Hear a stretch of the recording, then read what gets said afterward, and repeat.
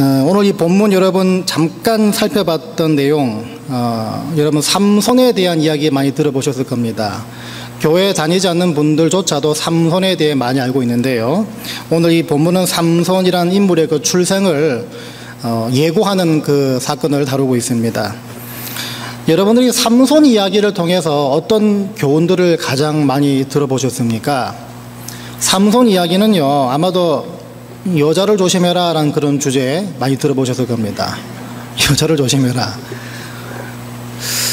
삼손의 그 엄청난 힘 다 어디서 왔습니까? 머리카락에서 왔죠. 머리카락에서 왔는데 그 비밀을 그 들릴라라는 여자한테, 그 스파이죠, 여자한테 함부로 말해줍니다. 그리고 그 일 때문에 삼손은 비참한 최후를 맞이하게 되죠. 자, 그러다 보니까 여러분 삼손의 인생은요, 처음엔 굉장히 화려하게 등장했는데 이야기의 마무리는요, 끝이 너무도 초라합니다. 그리고 이 들릴라와의 그 일을 봤을 때는요, 이 삼손의 삶은 그다지 본받을 점이 없는 인생이었다, 또 그렇게 함부로 말할 수가 충분히 있습니다.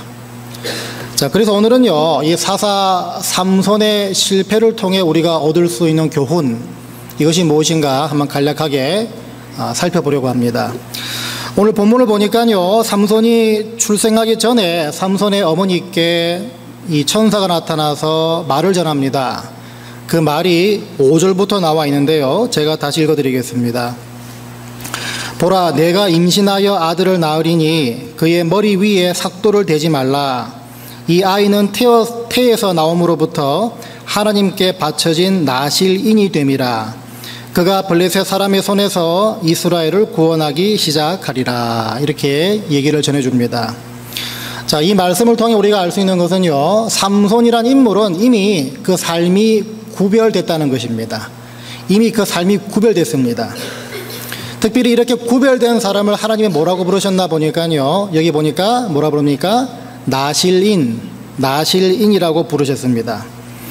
자, 그래서 실제로 나실인이라는 그 단어의 히브리어 의미가 거룩하게 구별된다, 성별된다라는 뜻을 가지고 있습니다. 더 정확하게는요, 이스라엘 사람들 중에서 특별히 일정 기간을 하나님께로 헌신하기로 서원한 사람들, 이 사람들이 바로 나실인이다라고 보시면 됩니다. 일정 기간 동안 하나님께 헌신하기로 서원한 사람들이 나실인인데, 그러다 보니까요, 실제로 그 서원한 헌신하기로 한 그 기간이 어떤 사람들은 뭐 30일, 어떤 사람들은 60일, 아니면 실제로 100일, 이런 식으로 기간을 정해놓고 헌신하기도 했고요. 때로는 7년 혹은 20년 동안 서원을 지켰다, 이렇게 봅니다.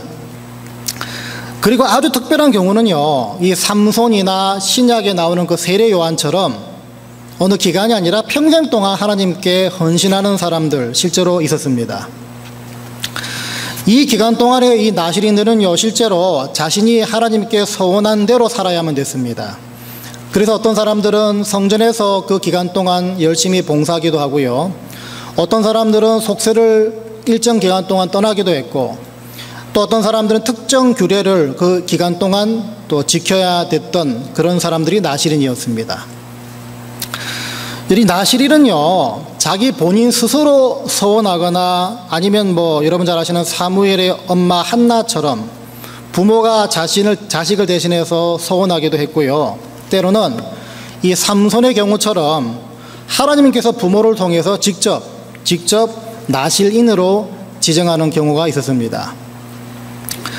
이 나실인 되면요, 민수기 6장의 규례와 오늘 이 본문에 잠깐 소개됐던 내용들처럼 이 포도나무 소산 및 독한 술, 독주를 금해야 됐고요, 특별히 머리를 깎아서도 안 됐고, 시체, 그러니까 부정한 것이라 여겨가지고 시체를 또 가까이 하면 안 됐던 그런 규례가 있었습니다. 그리고 이 나실인 이 사람들이 그 서원 기간이 다 끝날 때는요, 하나님께 특별한 제사를 드림으로써 그 서원을 공식적으로 끝내는 그런 여러 복잡 다양한 그 규례들을 철저히 지켜야 됐던 입장들이었습니다.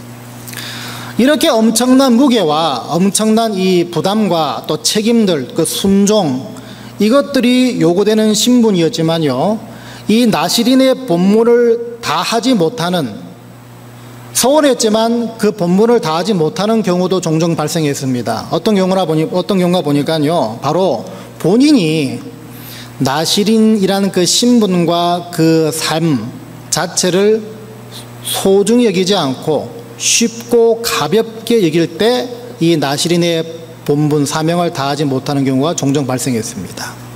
그러니까 이게 바로 삼손의 실패의 결정적인 원인이었다 볼 수가 있습니다. 무슨 말인가 하면요, 여러분 이 13장 오늘의 본문에서요, 삼손의 부모가 천사로부터 삼손의 그 나시린 됨 그 말을 예언받았을 때 삼손 같은 경우는요, 어떤 목적으로 어떤 사명을 품고 나실인으로 부름받았습니까? 여기 나와 있듯이 이스라엘을 블레셋의 손에서 건져내는 그 구별된 목적을 위해서 하나님이 이 삼손을 나실인으로 부르셨습니다. 그런데 들릴라의 그 유혹 때 삼손이 그 막중한 사명과 그 이유, 이것을 다 내려놓았습니다.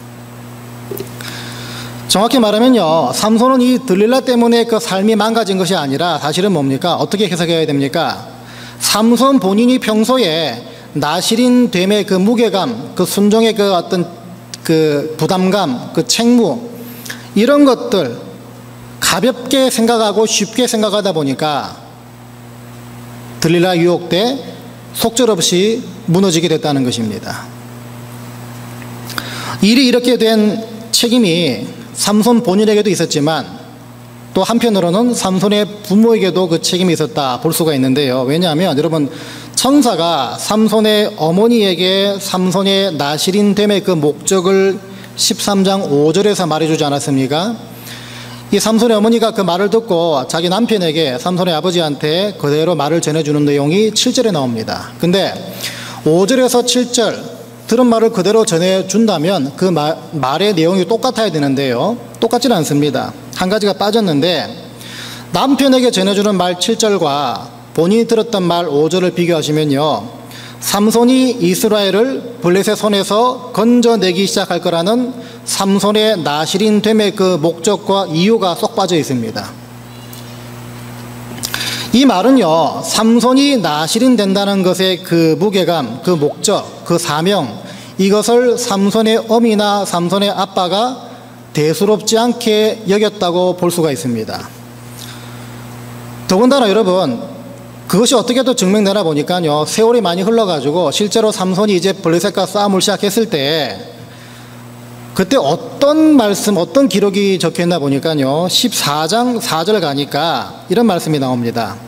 그때의 블레셋 사람이 이스라엘을 다스린 까닭에 삼손이 틈을 타서 블레셋 사람을 치려 함이었으나 그의 부모는 이 일이 여호와께로부터 나온 것인 줄은 알지 못하였더라, 이렇게 나옵니다. 이 말이 뭐겠습니까? 삼손이 태어나기 전에 받았던 그 나시린 됨의 그 목적과 이유, 사명, 이것을 평소에 가볍고 대수롭지 않게 여기다 보니까 삼손이 실제로 블레셋 사람을 이제 막 치기 시작할 때 이 부모들은 그게 왜 그렇게 된 줄 전혀 몰랐다는 것입니다. 깊이 생각하지도 않았고 깊이 깨닫지도 않았고 깊이 인지하고 있지도 않은 그런 상태였다는 것입니다. 자, 그래서 나시린 됨의 의미와 그 목적을 삼손 본인과 삼손의 부모가 가볍게 여기고 또 가르치지 않고 또 상기시켜주거나 상기하지 않는 삶을 살아오다 보니까 마침 들릴라로부터 유혹을 받는 그 결정적인 순간에 삼손은 본인의 나시린 됨의 그 목적과 사명과 이유를 다 내려놓고 맙니다. 여러분, 이 말씀을 통해서 우리가 한 가지 알아야 합니다. 하나님이 내게 허락하신 신분, 하나님이 내게 부어주신 신분, 이것을 우리가 기억하지 않고 항상 인지하지 않고 있으면요, 쉽게 무너집니다. 무슨 일이든 무너집니다. 평소에는요, 잘 모르지만 삼손의 이야기처럼 결정적인 순간에 무너질 수밖에 없습니다. 가장 비슷한 예로 여러분 잘 아시는, 여러분 에서와 야곱과 에서 이야기 아시지 않습니까? 에서가요, 야곱의 형이었음에도 불구하고 또 집안의 장자였음에도 불구하고 그 장자권을요 팥죽 한 그릇에 그냥 동생 야곱에게 팔아버립니다. 그래서 많은 사람들이요 야곱의 그 간사함을 지탄하기도 하는데, 하지만 야곱 못지않게 문제가 누구였습니까? 형 에서였습니다. 형 에서가 장자권을 우습고 하찮게 가볍게 여겼다는 것입니다. 그래서 성경이 뭐라 그러나 보니까요, 야곱이 떡과 팥죽을 에서에게 주매 에서가 먹으며 마시고 일어나 갔으니 에서가 장자의 명분을 가볍게 여김이었더라. 가볍게 여김이었더라. 하나님으로부터 받은 신분을 가볍게 여기면요 결정적인 순간에 무너집니다. 결정적인 순간에 실수합니다. 왜냐하면 가볍게 여겼다, 대수롭지 않게 여겼다, 그 말은 뭡니까? 그걸 허락하신 분의 그 뜻과 계획을 가볍게 여겼다는 말과 똑같기 때문입니다. 이 사실이 저와 여러분에게 왜 중요한지 두 가지를 말씀드리겠습니다. 왜 우리의 신분을 가볍게 여기면 되는 것이 아닌가?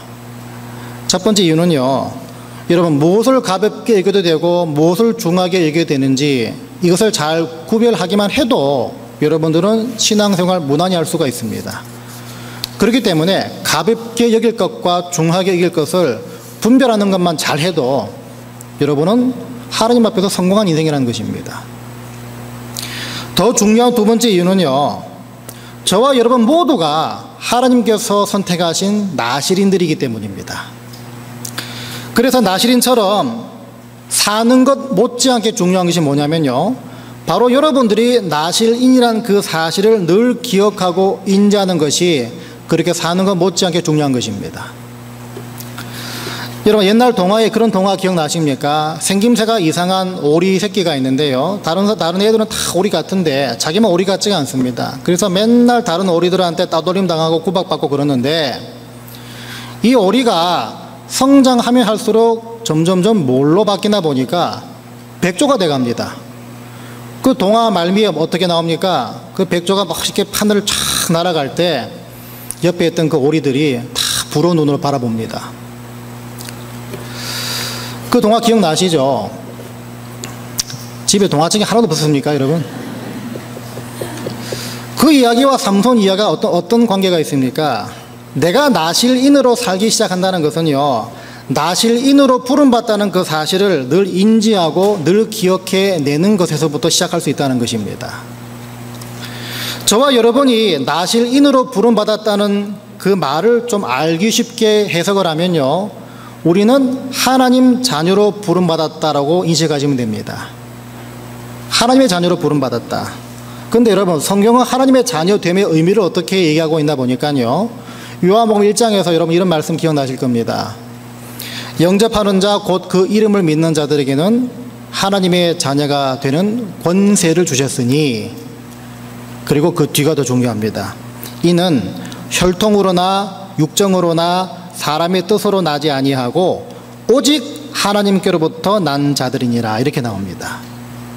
이게 얼마나 감사한 말인지 여러분 제가 말씀드리겠습니다. 여기서 오직 하나님께로부터 난 자들이니라, 이 말은 뭐냐면요, 하나님 자녀된 여러분들이 하나님 자녀된 사실은 영원 유효하다는 사실입니다. 변하지 않는다는 것입니다. 왜냐하면 여러분 이 말씀과 앞에서 대조의 뜻을 이루고 있는 그 단어 세 개를 보십시오. 혈통과 육정과 사람의 뜻, 이렇게 나오는데요, 혈통은 뭡니까? 말 그대로 혈연이죠. 혈연, 가족들. 또 육정은 뭡니까? 육체적인 욕망이죠. 또 사람의 뜻, 이렇게 나오는데 이 세 가지 모두 다 뭡니까? 조건적이고 제한적인 것들입니다. 그래서 아무리 피를 나눈 가족이라고 할지라도 돈 때문에 뭐 때문에 그 가족 관계가, 피로 맺은 가족 관계가 다 박살나는 그런 가정이 있지 않습니까? 굉장히 조건적이고 제한적이라는 것입니다. 마찬가지로 육적인 필요나 혹은 사람이 어떤 좋은 뜻으로 아무리 좋게 시작한 일이라고 할지라도 뜻이 안 맞고 중간에 좀 삐끗한 일이 생기기라도 하면 어떻게 됩니까? 그거 역시 다 박살이 납니다.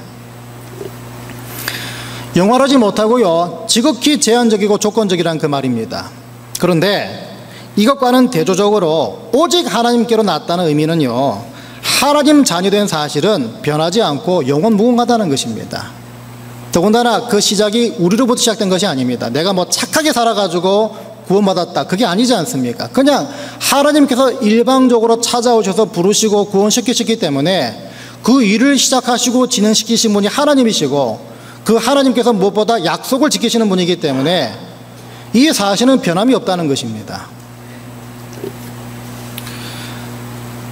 그래서 여러분, 중요한 것은요, 저와 여러분은 이 약속을 인지하고 그냥 믿고 있으면 되는 것입니다.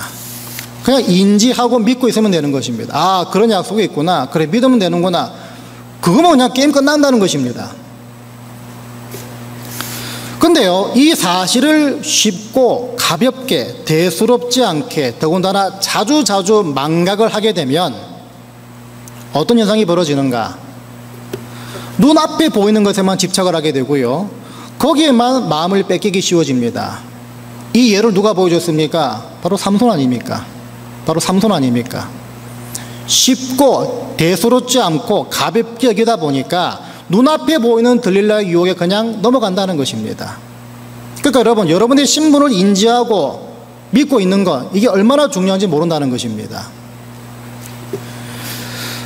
저와 여러분은요, 하나님 자녀됨의 그 가치와 무게감과 의미, 그 중요성을 항상 인지를 하고 있어야 됩니다. 그래야만 결정적일 때 무너지지 않기 때문입니다. 교회와 가정도 마찬가지입니다. 교회와 가정요, 평안할 땐 잘 모릅니다.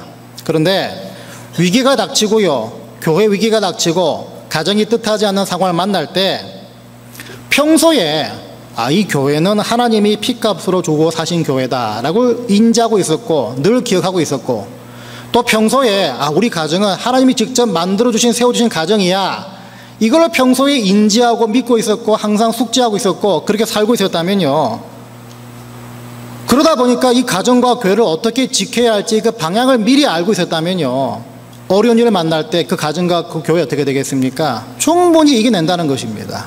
충분히 뛰어넘는다는 것입니다. 더군다나 여러분, 하나님 자녀됨의 그 사실, 그 신분을 망각한 채 살고 있게 되면요, 내가 어려움 만날 때 그건 나 혼자 감당해야 될 문제라고 생각하게 됩니다. 그렇지 않습니까? 내가 하나님의 자녀라는 그 사실을 잊고 살았는데 그러다 보니까 나 혼자다 그 인식 때문에 어려움 만나게 되면요, 이 어려움 나 혼자 당하는 거다, 당연히 그렇게 생각되는 거 아닙니까? 근데 그렇지 않습니다. 여러분, 요한복음 15장 보시면요, 예수님이 비유를 드십니다. 하나님이 포도원의 농부시고요, 예수님이 포도나무시고 여러분 각자가 그 포도나무에 달려있는 가지들이라고 비유하셨습니다. 그러다 보니까 가지 된 여러분들이 힘들고 어렵고 아파가지고 열매를 제대로 맺지 못한다면 어떻게 됩니까? 그 가지를 붙들고 있는 나무가 어떻게 모를 리가 있겠냐는 것입니다. 그 나무, 포도나무를 주관하고 사용하시는 농부 되신 하나님이 그 사정을 왜 모르시겠냐는 것입니다. 그러니까 하나님 자녀됨의 그 사실을 인지하고 숙지하고 늘 망각하지 않고 있게 되면요, 어려움을 만나게 되면 가장 1차적으로 드는 생각은 나 혼자가 아니야, 하나님도 아실 거야, 이렇게 나온다는 것입니다. 그런 사람은 기도할 수 있고요, 그런 사람은 하나님 앞에 그 문제를 갖고 나갈 수 있다는 것입니다. 주님의 자녀가 됐기 때문에 내가 아플 때 주님도 아파하시는 게 보이는 것이고요, 내가 죄 지을 때 여러분 안에 계시는 성령님이 탄식하시며 여러분들을 기도하는 것이 느껴지고 믿어진다는 것입니다.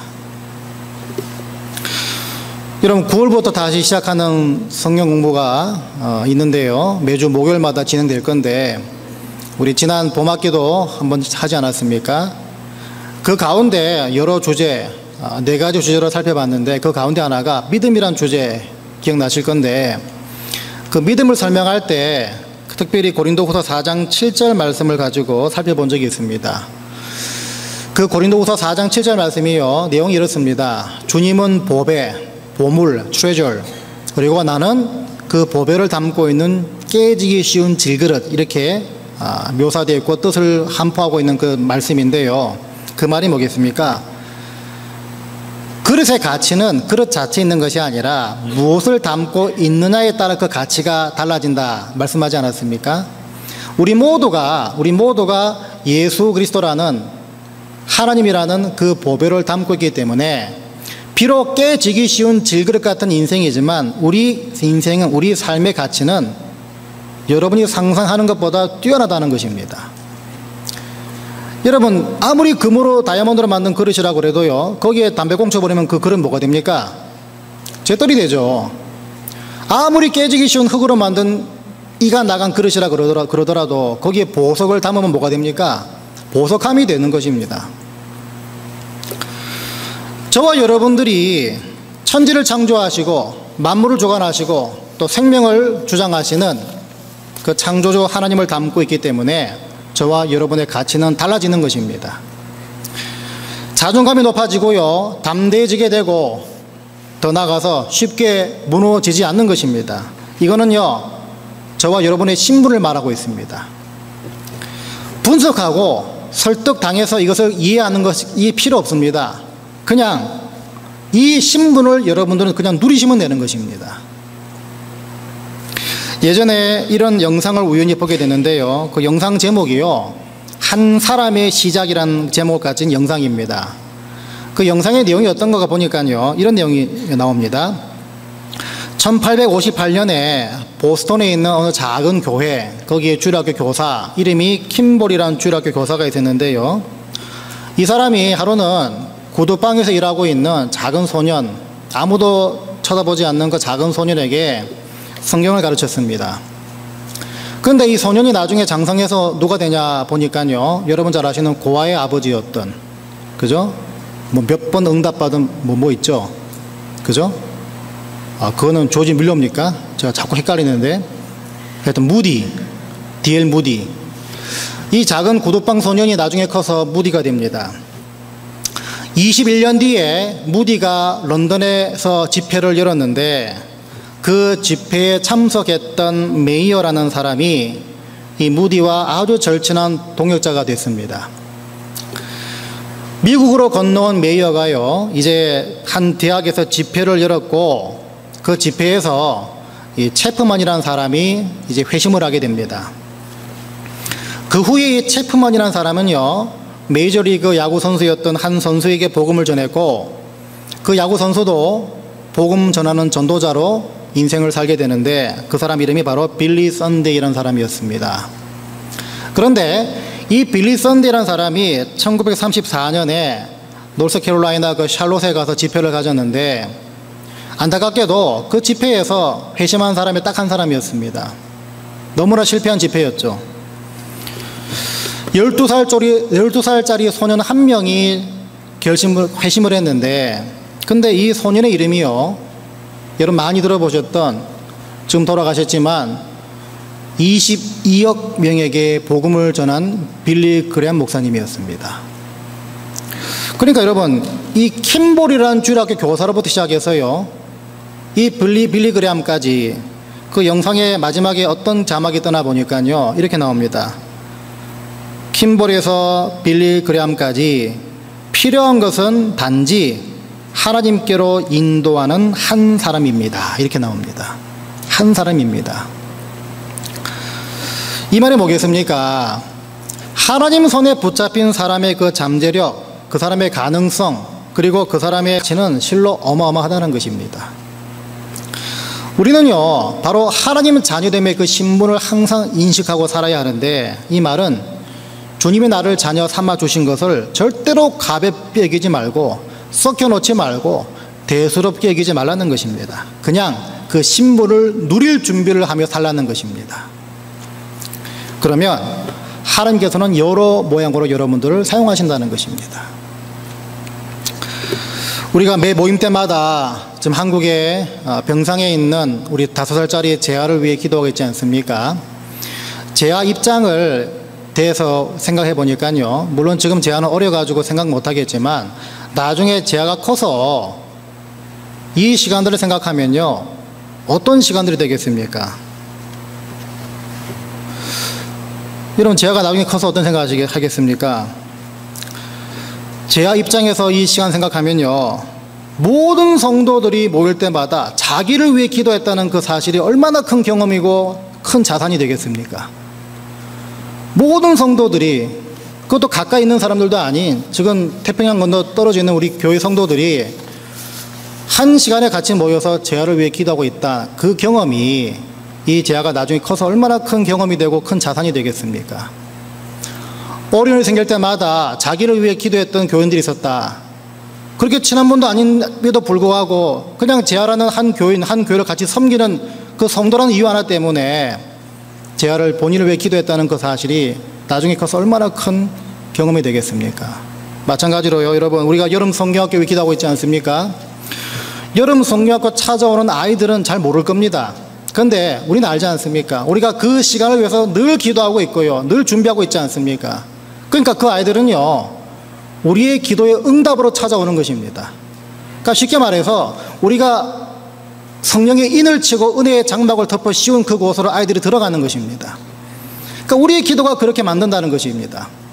우리가 선교 세미나 기도하고 있지 않습니까? 그 말은 뭐겠습니까? 그러면 저와 여러분들이 그 날, 그 선교 세미나 있는 날, 하나님이 그 자리를 어떻게 만들어 주실지에 대한 그 기대감으로 찾아와서 그 기도 응답을 그냥 누리면 되는 것입니다. 기도하신 분들이 기도 응답의 현장에 계셔 봐야 하나님이 이렇게 일하시는 거구나, 이게 고백되어지고 경험될 수 있다는 것입니다. 이 모든 것들이 왜 가능하겠습니까? 우리는요, 주님이라는 보배를 담은 질그릇들이고 나시린들이고 하나님 자녀라서 그 자녀의 소리를 귀 기울여 들으시는 아버지 되시는 하나님, 그분이 우리의 기도를 들어주시겠다고 약속해 주셨기 때문입니다. 언제든 어디서든 어떻게든 응답해 주십니다. 그래서 염치불구하고 우리는 하나님 기대할 수 있는 것이고, 염치불구하고 담대하게 하나님의 은혜의 보좌 앞에 나아갈 수가 있는 것입니다. 이게 바로 우리가 누려야 될 신분들입니다. 여러분, 자동차 보시면요, 양쪽에 있는 그 거울 보시면 거기 요만한 글자 적혀 있죠. 거기 뭐라 적혀 있습니까? 예? 뭐라 적혀 있습니까? 초보 운전 적혀 있습니까? 거기 보시면요, 거울에 보이는 사물은 실제로 나타나는 것보다 더 가까이 있다, 그런 영어 글귀 적혀 있지 않습니까? 본인 차에 그거 본 적 없는 차가 있습니까? 거울에 있는 물체는 실제로 나타나는 것보다 더 가까이 있다라는 글귀가 적혀 있는데, 근데 이거 가만히 보면요, 하나님과 우리 관계도 마찬가지입니다. 나라는 존재는요, 내가 생각한 것보다 더 하나님께 사랑받는 존재이고요, 하나님은요, 내가 생각하는 것보다 더 가까이 계시는 분이십니다. 나는 내가 생각하는 것보다 하나님께 더 귀한 존재입니다. 하나님은 여러분이 기도하는 것 이상으로 더 응답하시고요, 하나님은 여러분이 아는 것보다 더 앞서 인도하시는 분이십니다. 우리의 존재가 하나님의 그렇게 일하심을 통해서 어떤 존재인지가 드러나는 것이죠. 하나님 보시기에 여러분 한 사람 한 사람은요, 전부 다 소중한 존재들이고 엄청난 가능성과 잠재력을 가진 분들입니다. 그리고 그런 분들이 모인 우리 피처버그 한인연합장로교회가 결코 쉬운 교회가 아니라는 것입니다.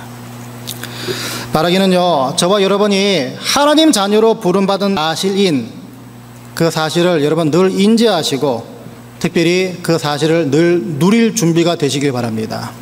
그래서 현실 속에서 만나는 여러 큰 또 작은 그 파도 충분히 뛰어넘을 수 있는 저와 여러분으로 준비되시기를 주의 이름으로 간절히 축원드립니다.